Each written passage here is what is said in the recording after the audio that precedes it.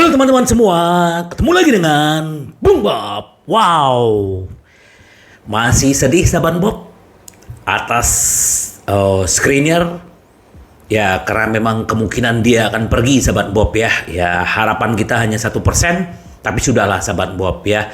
Yang namanya pemain bola ya biasalah pindah masuk keluar masuk itu udah biasa ya, sama kayak orang kerjaan kadang bosan pindah kerjaan gitu. Udahlah nggak apa-apa sahabat Bob ya. Sebelum gua lanjut sahabat Bob, silakan subscribe dan klik loncengnya. Thank you. Ya sahabat Bob, kita sekarang lebih baik tetap move on ya, karena Inter lagi momentumnya bagus ya, mengalahkan siapa? Verona 1-0, terus mengalahkan Milan 3-0. Ini adalah momentum ya. Momentum ini yang harus selalu dijaga, menang. Jadi masih punya harapan besar untuk juara Scudetto di musim ini sahabat Bob ya. Apalagi sekarang Inter naik ya otomatis ke peringkat 3 ya. Bahwa Juve kena penalti 15 poin dikurangin ya, itu kita sudah lupakan. Sekarang kita tetap fokus ke Inter sahabat Bob ya. Nih yang sedikit bagaimana kita akan melewati sisa musim ini. Ini menurut media Italia ya, merinci 3 faktor kunci potensi kembalinya Inter dalam perburuan gelar Serie A ya. Ini menurut Gazzetta dello Sport ada 3 ya. Yang pertama apa? Yang pertama adalah Hakan ya. Hakan begitu luar biasanya intensitas dia, dan dia sangat berkembang di Inter sahabat Bob ya. Siapa yang menyangka bahwa dia bisa menggantikan perannya Brozovic sahabat Bob ya. Inter seperti sekarang ya, ingat bagaimana waktu Inter ketemu Barcelona di Liga Champions ya. Tidak ada yang menduga bahwa dia bisa memerankan sebagai regista dan begitu fasih sahabat Bob. Itu kunci pertama kebangkitan Inter dan bagaimana menatap sisa musim ini sahabat Bob ya. Yang kedua adalah Dzeko ya. Bahkan banyak sekali yang tidak punya ekspektasi terhadap Dzeko ya. Kenapa gitu loh? Ya karena dia mungkin karena udah tua, terus di Roma ya dia lumayan sebenarnya kalau menurut kita lihat ya. Kalau gue percaya ya, Dzeko waktu dia di City, waktu dia di Wolfsburg ya pernah dia dulu mau dibeli Inter kan, tetapi akhirnya dia pindah ke City. Nah sahabat Bob, ini di luar ekspektasi bagaimana seorang pemain yang akan berusia 37 tahun menjadi starter ya, dan menjadi penentu, menjadi senjata rahasianya Inzaghi. Ini adalah salah satu. Yang kedua untuk faktor Inter untuk bersaing di sisa musim ini, baik di Liga Champions, Coppa Italia dan Scudetto sahabat Bob ya. Menurut Gazzetta dello Sport ini benar juga sahabat Bob ya.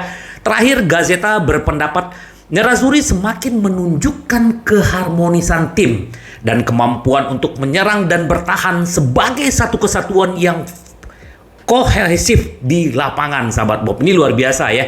Bagaimana gol pertama Inter Di Marco ya, Darmian, terus akhirnya Di Marco. Jadi artinya tidak bergantung ke penyerang sahabat Bob ya. Siapapun bisa mencetak gol, dan inilah kekompakan tim, kekeluargaan tim ya. Ini sahabat Bob, kalau kita berbicara Skriniar sedikit, dia tidak akan dapatkan ya tim yang seperti ini. Apalagi di PSG, di sana adalah pemain-pemain bintang yang tahu bagaimana egonya. Tapi itu semua pilihan. Yang penting adalah Inter tetap move on. Benar gak sahabat Bob ya? Itu menurut Gazzetta dello Sport ya. Nah sahabat Bob, kita pasti pengen mendapatkan pemasukan ya. Nah ini berita baik sebenarnya. Juventus dan AC Milan bergabung dengan Spurs untuk mengejar yang namanya Nicolo Zaniolo, dengan Inter ditetapkan untuk biaya penjualan 15% ya. Jadi Zaniolo ini memang mau dijual sama Roma karena kayaknya nggak cocok dengan strateginya Mourinho ya. Jadi kemungkinan dia dijual. Sekarang juga agennya kalau nggak salah gue baca kemarin itu ada pertemuan dengan Hotspur. Apakah AC Milan dan Juventus juga akan berebut? Ya kita nggak tahu. Dan kalau kita bicara Juventus, apakah banyak masih pemain yang berminat ke sana? Ya dengan kasusnya mereka ya kita nggak tahu. Tapi artinya kita berharap Zaniolo ini terjual Januari. Kalau minimal 40 juta, dapat 15% lumayan sahabat Bob. Inter mengantongin 6 juta ya, lumayan mungkin untuk beli pemain atau nggak tahu lah. Yang paling penting adalah bagaimana cuan ya. Itu untuk Zaniolo. Nah Ini kalau kita berbicara sedikit Bergome ya, yang selama ini kadang-kadang sering mengkritisi Inter, kadang pesimis, tetapi dia berbicara hal lain. Inter Milan ancaman terbesar bagi Napoli dalam perburuan gelar Serie A ya. Yang paling penting adalah bagaimana Inter tetap konsisten ya. Bagaimana memainkan momentum yang lagi berjalan ya. Inter menang, bermain bagus, baik menyerang, baik bertahan, semuanya benar-benar komplit ya sahabat Bob ya. Menurut Bergome ya, kalau kita berbicara 10 jarak itu terlalu tinggi gitu. Tapi melihat persaingan sekarang Juventus, AC Milan dan Inter Milan lah yang paling dekat dengan Napoli. Yang kenapa? Salah satu adalah yang mengalahkan Napoli di Serie A baru Inter sahabat Bob. Semoga aja sahabat Bob ya, kita tetap punya harapan, punya semangat mendukung tim kesayangan kita sahabat Bob ya. Nah, kalau kita lagi berbicara terus momentum, kita berbicara sedikit Toro. Lautaro Martinez membangun momentum setelah memenangkan Piala Dunia bersama Argentina dan juga Super Coppa Italia bersama Inter ya. Bagaimana dia dalam 1 bulan dia mendapatkan 2 trofi ya.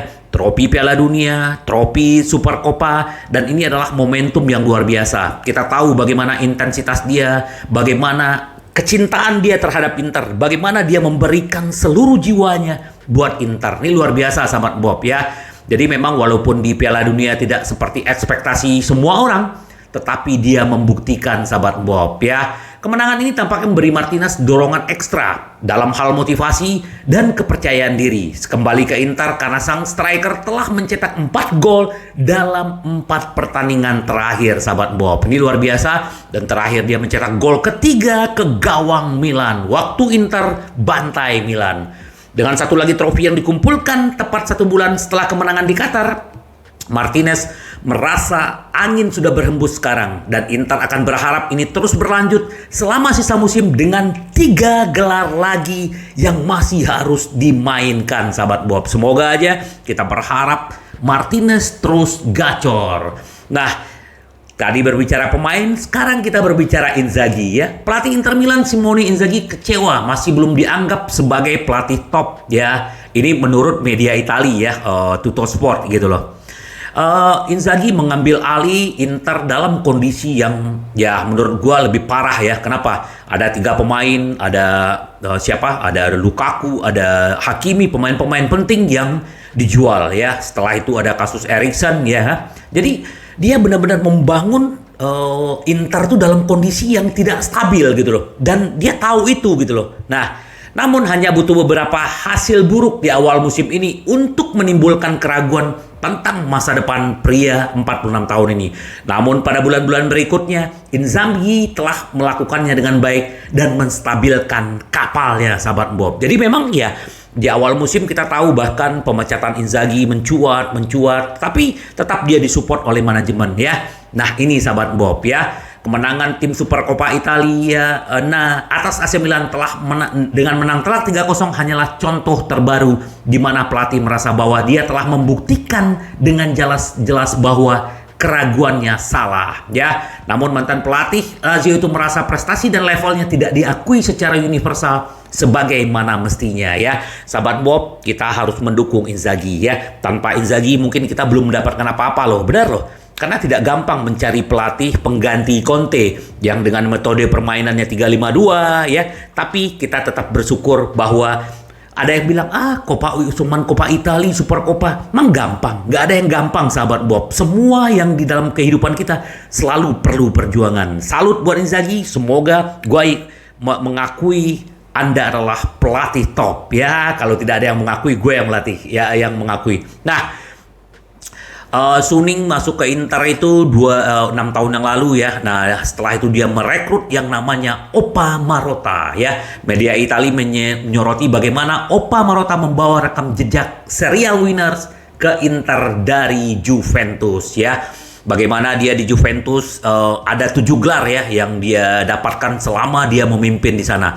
Kepergian Marotta dari Juventus 2018 terbukti menjadi perubahan dalam sepak bola Italia. Dan momen kuncinya dalam kepemilikan Suning atas Inter karena penunjukan eksekutif oleh pemilik menandai era baru trofi ya.